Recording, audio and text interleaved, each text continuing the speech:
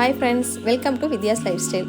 இன்னைக்கு நம்ம வீடியோல நம்மளோட பூஜை பாத்திரங்கள் தான் வந்து எந்த அளவுக்கு ஈஸியா வாஷ் பண்ணலாம் அப்படினு சொல்லி பார்க்கலாம். நார்மலாவே நம்ம வீட்ல இருக்கிற பூஜை பாத்திரம் எல்லாமே பித்தளை அப்புறம் செம்பு இதுதான் நம்ம யூஸ் பண்ணுவோம். அதுல வந்து பாத்தீங்கன்னா நம்ம ஒரு சில இதெல்லாம் வந்து இந்த பஞ்ச பாத்திரம், இந்த கலசம் வைக்கிறது, உருளி இது எல்லாமே வந்து நம்ம ஃபெஸ்டிவல் டைம்ல இல்ல குடு வைக்கிற டைம் அந்த மாதிரி டைம்ல தான் நம்ம வந்து யூஸ் பண்ணுவோம். ஸோ இதெல்லாம் வந்து நான் நார்மலா இந்த மாதிரி ஃபெஸ்டிவல் டைம்ஸ்ல எடுத்து யூஸ் பண்ணதுனால ரொம்ப ரேர் யூஸா தான் இருக்கும். இந்த மாதிரி ரேர் யூஸாக இருக்கிறதுனால நம்ம அதனோட ஸ்ட்ரெயின்லாம் வந்து நம்ம அப்படியே தங்கிடுது.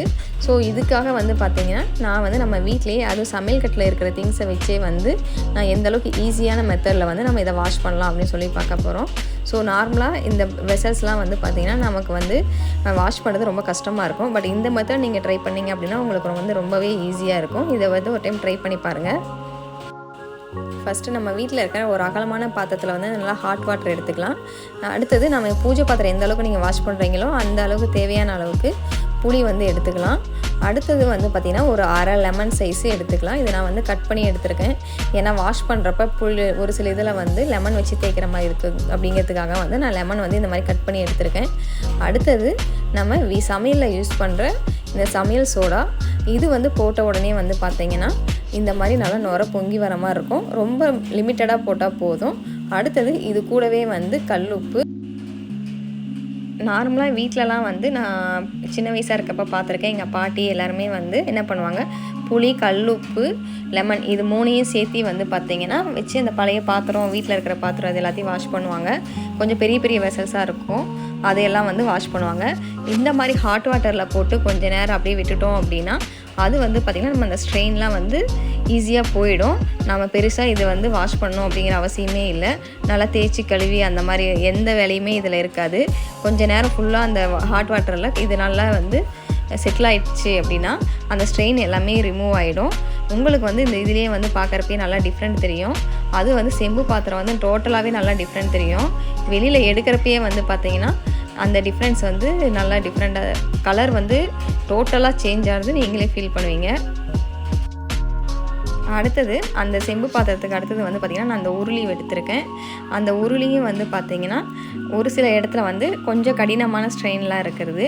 அதை வந்து அந்த ஊறின தண்ணியில் இருக்கிற அந்த லெமனு ப்ளஸ் வந்து புளி வச்சு தேய்ச்சோம் அப்படின்னாலே போயிடும். ஆனால் அது வந்து ரொம்ப நாளாக யூஸ் பண்ணாமல் வச்சுருந்ததுனால அந்த ஸ்ட்ரெயின் ஆச்சு. ஸோ அதுவும் வந்து பார்த்திங்கன்னா அந்த இது வந்து ஈஸியாக போயிடும். நீங்கள் வேணால் ஒரு டைம் அதை ட்ரை பண்ணி பாருங்கள். இந்த ஸ்ட்ரெயின்லாம் தெரியுது பார்த்திங்களா, அது வந்து ஈஸியாக போயிடும்.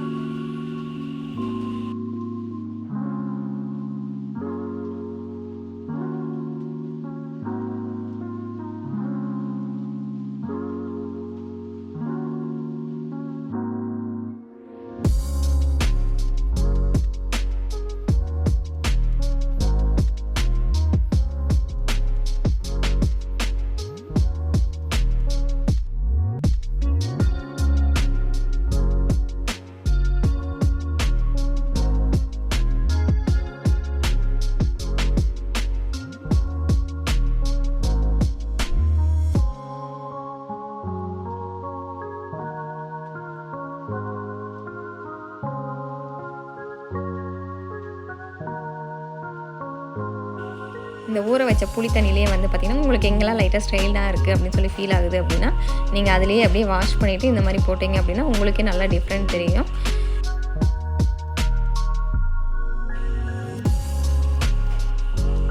அடுத்தது அந்த பஞ்ச பாத்திரம் அது எல்லாமே நான் வந்து இன்னொரு இதில் வெசல்லே போட்டு வச்சுருந்தேன். ஸோ அதுவும் வந்து எடுக்கிறப்ப டோட்டலாக டிஃப்ரெண்ட்டாக தெரிஞ்சுது. கலசமும் வந்து பார்த்திங்கன்னா எந்த இடத்துலையுமே வந்து ஸ்ட்ரெயின் இல்லாமல் இருந்தது. இந்த மெத்தடை வந்து நீங்கள் ஒரு டைம் ட்ரை பண்ணி பாருங்கள். கண்டிப்பாக உங்களுக்கே வந்து ரொம்ப ஈஸியாக இருக்கும். இப்போ இருக்கிற அந்த கெமிக்கல் போட்ட பவுடர்ஸ் அதெல்லாம் வந்து யூஸ் பண்ணாமல் நேச்சுரலாகவே வந்து நம்ம வீட்டில் இருக்கிற புளி, லெமன், உப்பு இதை மட்டுமே வச்சு இது இப்படி ட்ரை பண்ணிங்க அப்படின்னா உங்களோட வெசல்ஸும் இதெல்லாம் வந்து ரொம்ப நாளைக்கு வந்து தாங்கும். ரொம்ப வந்து ஈஸியாகவும் வந்து நமக்கு ஒர்க்கு வந்து இருக்காது. ஸோ முடிஞ்ச அளவுக்கு வந்து நேச்சுரலாகவே வந்து எல்லாத்தையும் ட்ரை பண்ணி பாருங்கள். இந்த வீடியோ வந்து உங்களுக்கு ரொம்ப பிடிச்சிருந்தது அப்படின்னா மறக்காமல் லைக் பண்ணுங்கள்.